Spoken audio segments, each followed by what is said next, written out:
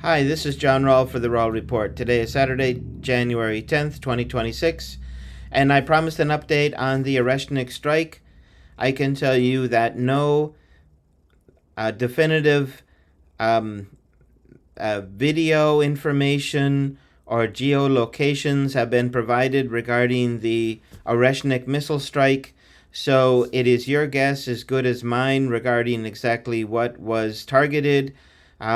We have some that have put forward the theory that the target was a base that had F-16s and was repairing fighter jets. Some even take they'll take different video feeds from the Oreshnik and they'll try to triangulate it to say that X was the spot of where the Oreshnik missile was targeted. So the difficulty with trying to pin down one target is that the Oreshnik system is not determined by one particular target. It has 6 MIRVs, which are missiles which are independently targeted while in space before it does the re-entry into the atmosphere and pick up speed towards the target. So there could be 6 targets, there could be 1 target, there could be 5, 4, 3, 2 targets. So it could have been the gas storage facility, it could have been the airbase, it could have been another one, it could have just been 1, it could be 6. We just don't know. And so there's been a lot of hypothesizing about what was being targeted, and that seems to be limiting the idea that the Oreshnik can target multiple points at the same time. So when the Oreshnik is launched, it is pushed by stage 1, which basically pushes it into outer space, and then there it separates off, it falls down, hits either the ocean or an open field or who knows what. And then we have the second stage, and there we have something called the bus. And so the six warheads on that bus are kind of dropped off like a kid's being dropped off at the end of the school day. This bus can drop off these missiles at different points, and each missile can go in a different direction, and each missile can also release submunitions. They have up to 6 submunitions, so you can have a total of 36 targets, really, but the whole destructive power of the Oreshnik is that it focuses all 6 MIRVs in a radius of maybe half a mile to a mile, and to hit something within that area, creating widespread damage, rather than having like a HIMARS or a Tomahawk focus on a specific target. So sometimes you compare like the Oreshnik to the Tomahawk or the HIMARS or the Storm Shadow, and it's not a one-for-one comparison. The Oreshnik is a completely different missile delivery system, and so while the Tomahawk and HIMARS and Storm Shadows and the German missiles, they pretty much excuse me, try to focus the destructive power on one point. The Oreshnik can spread out this destructive power in quite a large distance, and like I say, it could have, as the bus which is transporting these missiles is traveling through space and dropping off the individual missiles that are then going independently towards the target that has been selected for that missile.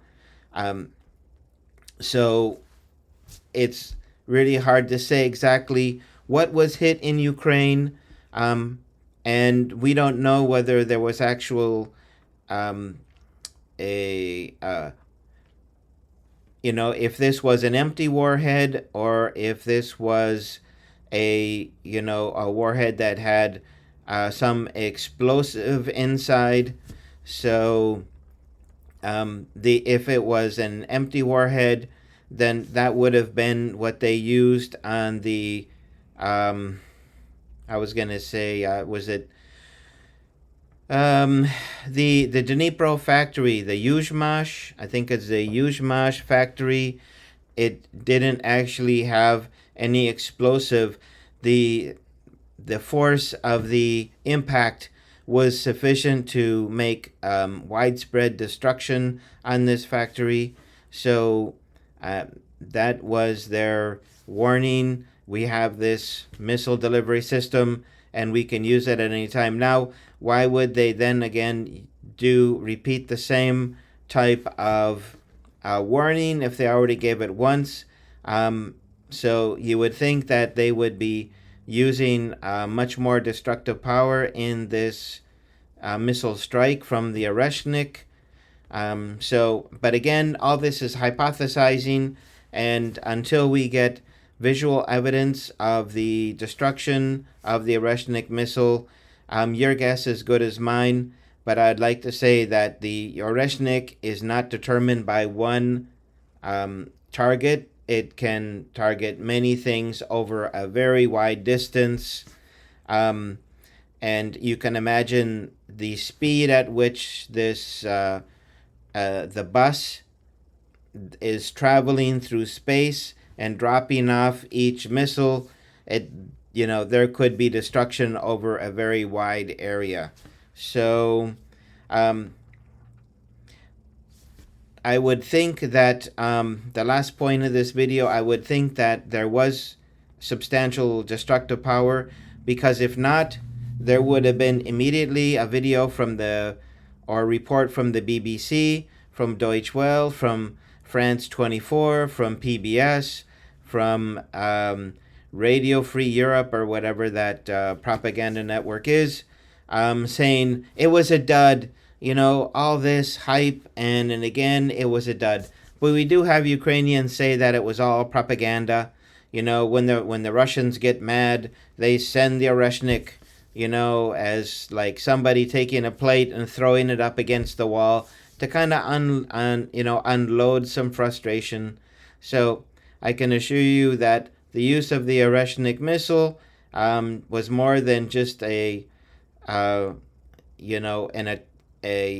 strike out of frustration. This was sending a clear message to the Western powers, and they came very close to the border with Poland, which is telling NATO that this Oreshnik missile can go much further if it has to. So hopefully by early next week, somebody in Ukraine will provide some sort of video or visual evidence to provide more clarity to the Oreshnik missile strike. But of course, they would have to take these videos and then travel outside of Ukraine, where the media is clamped down with the total control over uploads. So I think it would be very difficult for anyone inside Ukraine to take a video and try to upload it. So they would have to take the video, leave Ukraine, go to Poland, Hungary, Slovakia, Romania, and then upload that video, providing more evidence about the Oreshnik strike. So meanwhile, we can only hypothesize, but like I say, some have commented that it wasn't the gas storage facility that was being targeted, it was an airbase. And my point is that it could be both. There could be 6 targets, there could be 36 targets, really anywhere from 1 to 36. So that is a big range.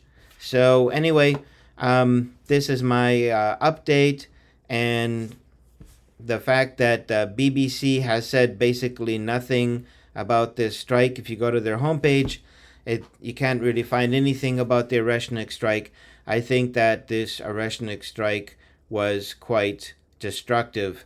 Otherwise, they would have come on immediately to say this is a dud. It's just all hype. It's more Russia frustration, blah, blah, blah. So, anyway, I think something was hit, especially from the red glow at nighttime, that something either methane based, like the gas line, or maybe gas tanks at the airbase. Something flammable was hit, and that lit up the night sky with a red hue or pink hue. So anyway, something definitely happened, and so we'll just have to wait to see how that comes about.